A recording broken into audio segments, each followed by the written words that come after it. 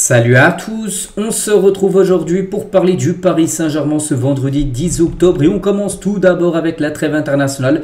Et un joueur du Paris Saint-Germain qui a joué hier, c'est bien sûr Achraf Hakimi avec sa sélection le Maroc. Donc il y avait un Maroc-Bahreïn, donc c'est un match amical. Le Maroc s'est imposé 1-0 en toute fin de match. Un but inscrit à la 94e minute de jeu. C'est la quand même 15e victoire de suite pour le Maroc. Et concernant Hakimi, bien sûr, parce qu'on parle du Maroc, parce qu'il y a Achraf Hakimi, bien sûr, qui y joue. Donc Hakimi a participé à l'intégralité du match. Il a joué tout le match entier Hakimi, donc c'est plutôt bien passé, pas de blessure, tant mieux. Donc, et surtout décisif Hakimi, un but marqué, donc c'est pas lui qui a marqué, mais il a délivré la passe décisive à Achraf Hakimi. Donc voilà, quel joueur bien sûr. Donc les 3 dernières titularisations d'Achraf Hakimi avec le Maroc, décisif 3 fois. 2 passes D et un but. Donc pour le match hier, ça a été une passe D. Donc prochain match pour lui, dernier match durant cette trêve, les gars. Ça sera face au Congo le 14 octobre, là dans 4 jours à 21h. On verra s'il jouera ou pas. Donc là, hier c'était un match amical, donc là ce sera un match officiel contre le Congo, mais de toute façon le Maroc a déjà son ticket bien sûr pour jouer la future Coupe du Monde. Donc félicitations bien sûr à Hakimi. On continue cette fois-ci avec certains Parisiens qui jouent aujourd'hui en ce vendredi 10. Donc Chevalier, Hernandez, Zeremri, Zarbani, Safonov, Lee, Kanguini et Beraldo jouent tous aujourd'hui. Donc par exemple, il y a un Corée du Sud, Brésil aujourd'hui. On pourrait voir bien sûr Kanguini contre Lucas Beraldo, bien sûr, les deux Parisiens pourraient s'affronter. Donc les îles Féroé contre la France, donc là ce serait bien sûr plutôt Zeremri avec l'équipe de France Espoir. Un Russie-Iran à 19h, là ce serait Safonov. Islande-Ukraine, donc Zabani avec l'Ukraine. Et France-Azerbaïdjan, bien sûr, avec Lucas Chevalier, Lucas Hernandez du côté des Bleus. Et dans la nuit du 10 au 11, donc la nuit prochaine, les gars, Pacho va participer à son premier match durant cette trêve. Parce qu'il y a un États-Unis-Équateur programmé à 2h30 du matin. Donc ce sera un match amical. Donc voilà, concernant quelques Parisiens qui pourraient jouer, concernant Pacho avec, il a annoncé titulaire contre les États-Unis à 2h30 du matin. On peut avoir Pacho bien sûr en défense centrale. Il devrait être dans le 11 de départ. Du côté du Brésil, c'est à 13h le match. Brésil-Corée du Sud. Donc là, on tient 13h français là dans quelques minutes. Donc à noter que Beraldo devrait commencer sur le banc. Il n'est pas annoncé titulaire. Enfin, quand on voit la compo probable de Carlo Ancelotti, Marquinhos, n'oubliez pas, est forfait bien sûr pour ce rassemblement. Du côté de l'équipe de France, donc à noter que Lucas Chevalier et Lucas Hernandez, les deux Parisiens, aucun ne devrait commencer titulaire. Lors de cette rencontre, les deux devraient être sur le banc. Et à noter que ce match, ce soir France-Azerbaïdjan, se joue, n'oubliez pas, au Parc des Princes. Donc en tout cas, la pelouse est parfaite, les gars, pour cette rencontre. On se souvient, la pelouse n'était pas super bonne en début de saison. Donc là, ça y est, elle est redevenue, les gars, impeccable, cette pelouse du côté du parc pour cette rencontre ce soir des Bleus. Concernant toujours l'équipe de France contre les îles Féroé, on peut voir les compos attendus. Zeremri devrait bien commencer titulaire, lui qui est reparti avec les espoirs. Il devrait même avoir le brassard de capitaine lors de ce match qui commence à 18h. Tout à l'heure, sera même diffusé sur YouTube, cette rencontre, si vous voulez la suivre. Voilà d'autres photos, Safonov, on peut voir, ou même Kanguini, ou même les Portugais. Donc le Portugal jouera eux demain, samedi, leur premier match bien sûr. Donc Vitinha bien sûr avec Nuno Mendes. Voilà ce qu'il y a à dire sur les infos trêve internationale. On en reparlera demain bien sûr avec quelques résultats bien sûr de Parisiens qui jouent aujourd'hui. Concernant, là on retourne maintenant au Paris Saint-Germain bien sûr, donc concernant l'entraînement, donc encore entraînement aujourd'hui vendredi, on peut voir c'est le programme de la semaine, donc demain et après-demain. C'est des jours de repos, reprise après de l'entraînement lundi bien sûr. Donc voilà, on est en pleine trêve internationale encore quelques jours. Puis après bien sûr on rebasculera sur les matchs. Aujourd'hui on est le 10, donc c'est simple, le 17. Donc vendredi prochain, dans une semaine jour pour jour, le Paris Saint-Germain recevra l'équipe de Strasbourg. Donc voilà, ce sera le premier match bien sûr après cette trêve internationale. Après le mardi 21, Leverkusen, Brest et Lorient bien sûr. Pour les autres matchs du mois d'octobre. Des nouvelles cas de João Neves. On sait que Neves, forfait là avec le Portugal. Lors de cette trêve, tant mieux, comme ça il peut souffler du côté du PSG. Son dernier match joué c'était le 17 septembre dernier, c'est vrai que ça fait quand même, ça va bientôt faire un mois. La semaine prochaine, s'il joue pas, enfin s'il joue contre Strasbourg, ça fera un mois jour pour jour qu'il n'a pas joué. Neves, on verra s'il sera là ou pas. Je pense pas qu'il sera titulaire directement, mais ça se peut qu'il soit dans le groupe. En tout cas, il a hâte de retrouver les terrains. Regardez sur sa story Instagram, il a mis un petit sablier. En gros, c'est une question de temps par rapport à son retour. On a hâte de revoir, bien sûr, João Neves qui devrait faire son retour, comme je dis, après la trêve. On continue cette fois-ci avec une interview de Lucas Hernandez, donc qui est pas mal dans ce début de saison. Hernandez, il est interviewé par le Média Carré sur une interview YouTube. On va revenir sur quelques déclarations de sa part. Donc tout d'abord, le back-to-back en Ligue des Champions, remporté de nouveau la LDC. Il a dit: je suis confiant, c'est pour ça que je suis ici. Le PSG a l'équipe pour faire ça, bien sûr.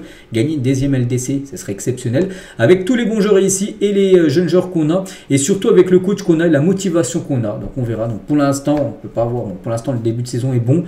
On fera vraiment le point pour voir si Paris sera candidat, peut-être au mois de mars, tout ça. On verra comment sera l'état, enfin l'équipe, bien sûr.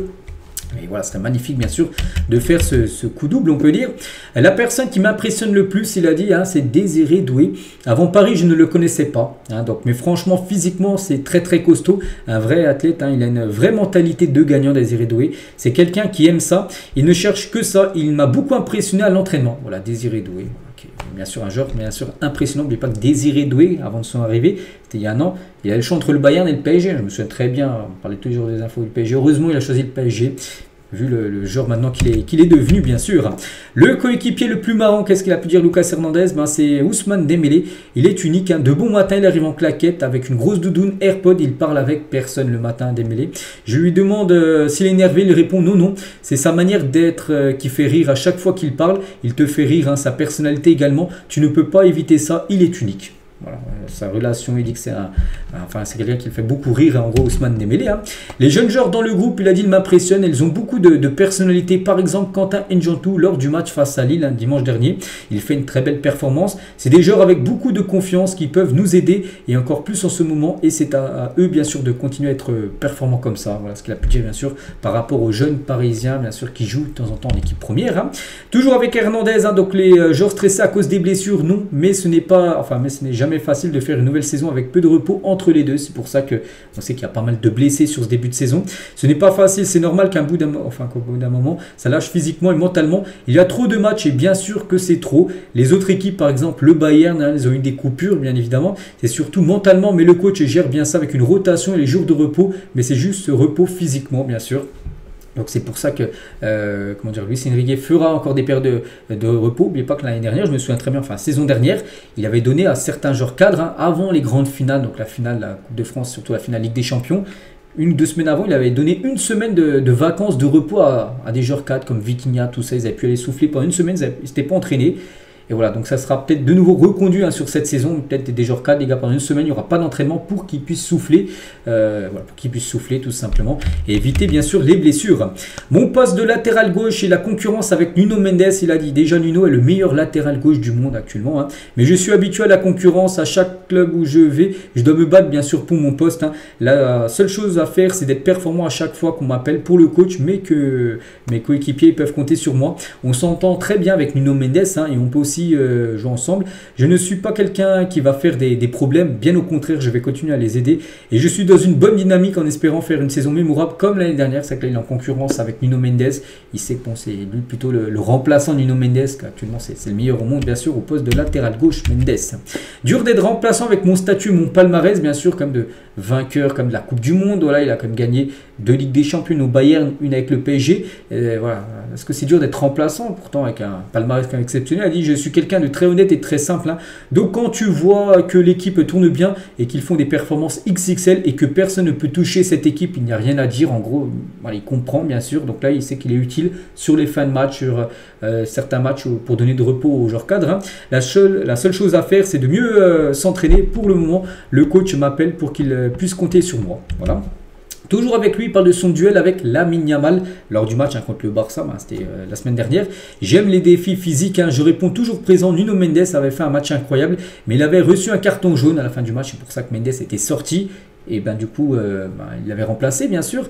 Et c'était un moment compliqué pour lui, hein, et le coach a bien géré ça. Et Nuno Mendes pouvait continuer le match. Hein. Luis Enrique a cru en moi. Et le seul conseil qu'il m'a donné, hein, c'est de ne pas prendre de carton jaune rapidement. Voilà ce qu'il a pu dire tout simplement par rapport à son duel avec Lamine Yamal. Ces 2 dernières années aussi, il a dit, hein, j'ai toujours cru en moi. Je suis quelqu'un de très fort mentalement. Je savais que ça allait revenir. Hein, mais l'année dernière, avec une équipe au top, c'est toujours difficile de rentrer dans le 11 titulaire parce qu'il revenait déjà d'une blessure. Et quand une équipe tournait comme le PSG a pu tourner saison dernière, il savait que c'était compliqué d'avoir du temps de jeu.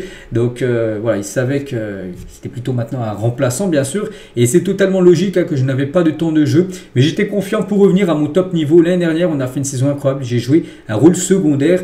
Mais j'étais content de ce que j'ai réalisé l'année dernière. Les choses commencent à changer. Hein, et je me sens de mieux en mieux. Mon grand objectif au PSG de revenir bien sûr titulaire. Après voilà, c'est compliqué.